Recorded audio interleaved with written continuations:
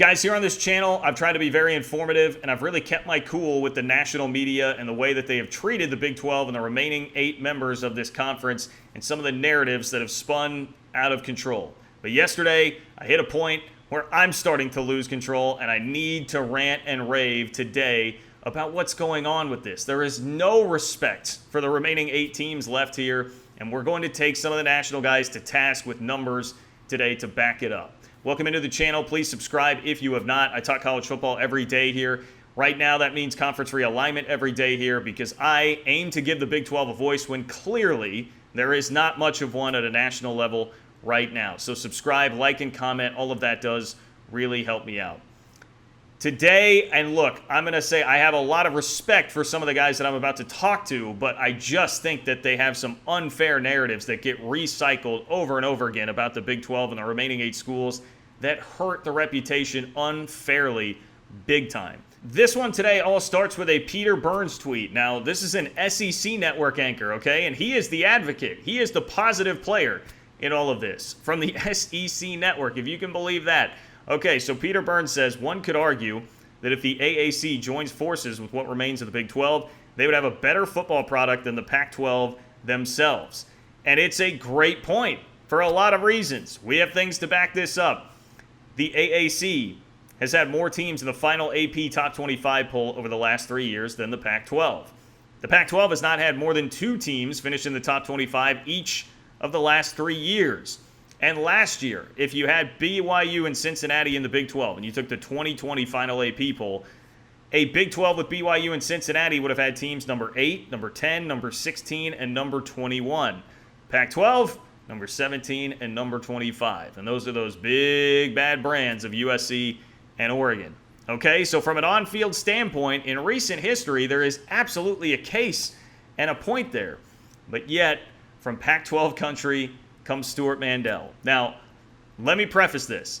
I like and respect Stewart Mandel a lot. I'm not the guy. I know a lot of you out there have really hated on a lot of these athletic writers throughout this process. I'm not an over-the-top Stewart Mandel hater. One, he's been great to me. He's come on the radio show. You've seen him on the YouTube channel. Most of the national guys don't take the time to respond like that. So I greatly appreciate that from Stewart Mandel. And I think he's really accomplished, and he deserves all of the success that he's had. I'm not trying to get personal here with Mandel. But I think that he's repeatedly cast some unfair narrative-based judgments on the Big 12 that really are at best unfair and at worst incorrect. And it's harming the reputation of the league because he does it with a big microphone. He does it with a much bigger microphone than what I have or what Sam Bradshaw from Sikkim 365, who went after those TV numbers with more context, much bigger microphone than what we all have. So I'm just going to try and do what I can to stick up for the league and point some things out here. So Stewart Mandel's response to all of this was, well, no, that can't be right because look at the recruiting rankings. It's not even close. The Pac-12 recruits so much better. These 2 leagues would not even be close. We're going to hold up recruiting numbers as the answer here. I am not even the guy that is, look, I come from K-State fandom, and K-State is the team that I cover. It's where I went to school. And so there's a lot of talk about the diamonds in the rough and turning 3 stars into 5 stars because that's what Bill Snyder's program, the second time around in particular, really was. So I see the value in that. But I'm not the guy that also says, well, stars don't matter. I'm not stars don't matter guy. I would typically look, every time I would take a 5-star kid over a 3-star kid if given the choice. But in the end, it matters what you do on the field. And what we're seeing here in the numbers I just pointed out and some more numbers that we have later are going to point out that what's happening on the field is that, yes, the Big 12 with AAC teams would absolutely have a case that they're better on the field than the Pac-12, no matter how many 5-star kids Phil Knight is paying for in the age of name, image, and likeness at Oregon. When the Pac-12 can't get anybody in the top 10, and barely 2 in the top 25 every single year. It's a chore right now for the Pac-12 to get 2 teams in the top 25. Is anybody out there saying, well, but have you seen Oregon's 2020 recruiting class? No. Nobody cares. What they care about is winning games on the field. But now we enter our hero, DLU56, who put together some great numbers on a hypothetical Big 12 AAC conference and how it would stack up each of the last 3 years against both the Pac-12 and even the ACC, which is a very interesting part of this. Okay, so what he did is he added UCF, Memphis, BYU, and Cincinnati to the remaining 8 teams left in the Big 12. And then took that with the S&P Plus power rankings from ESPN and Bill Connolly, which is really the most widely respected power rankings out there in college football right now. And he took what the average ranking of each of those teams in the S&P Plus rankings were over the last 3 years. Okay? You got it? Are we on the same page? Let's look at the numbers. In 2020, the Big 12 had an average of 44. The Pac-12 had an average of 48. The ACC had an average of 55, and that's with Clemson at number 3, pulling everything else way up. So this also makes a point about all of the crap that's being drugged behind in the ACC.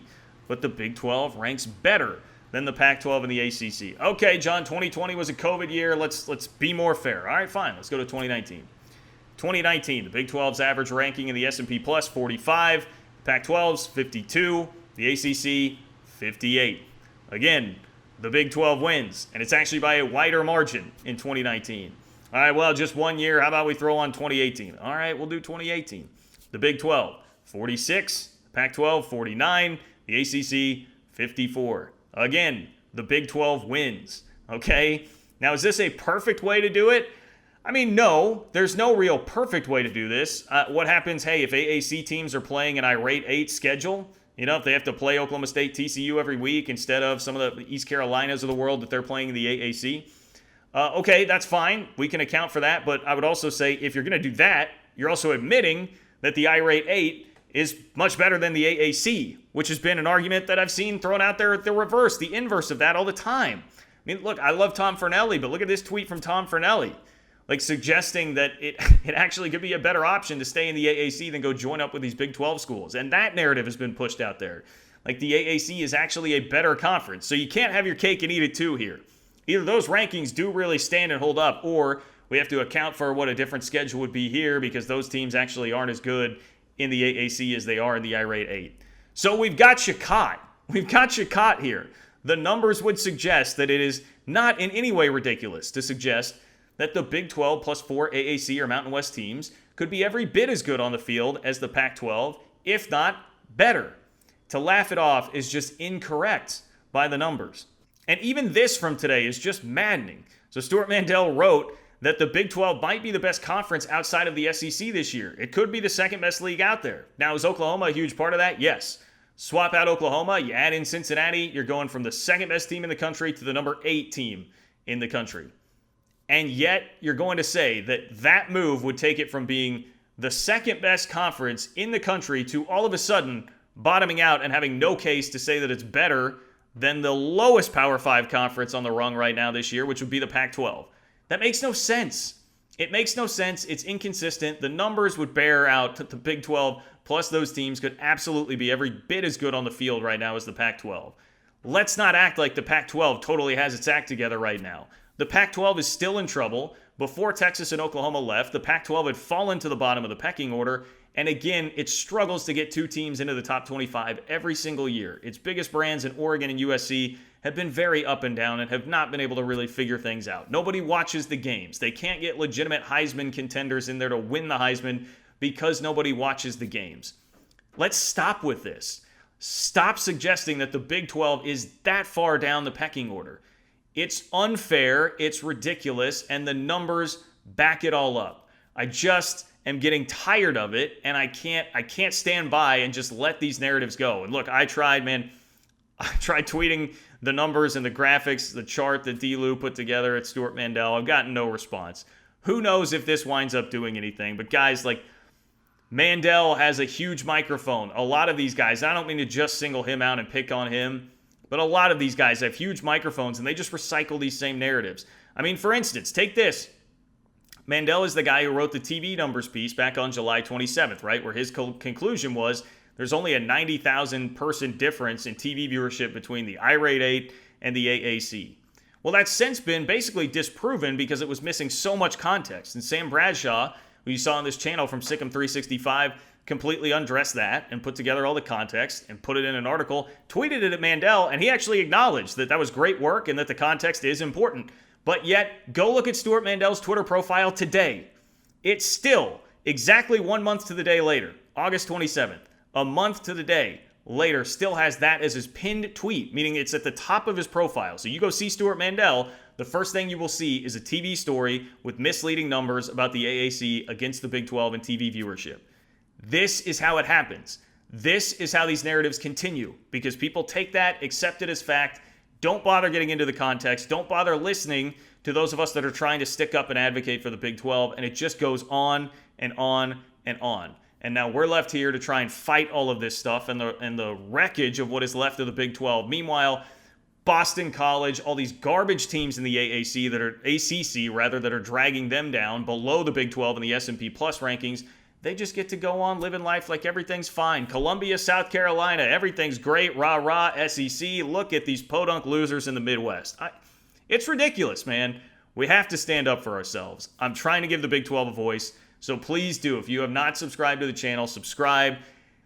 Tweet this video out. Share it as much as you can. Tag your friends. Tag whoever. Like, spread the word. We got to do something, man, because I'm tired of seeing all of this, and I care so deeply about the Big 12, and I know exactly how ridiculous it is that the league is being put in this position and dragged through the mud when there are so many schools out there in the exact same spot that just happen to be geographically very fortunate. So let's stay together here, folks, and see if this expansion thing can happen, and hopefully we can turn around this narrative a little bit.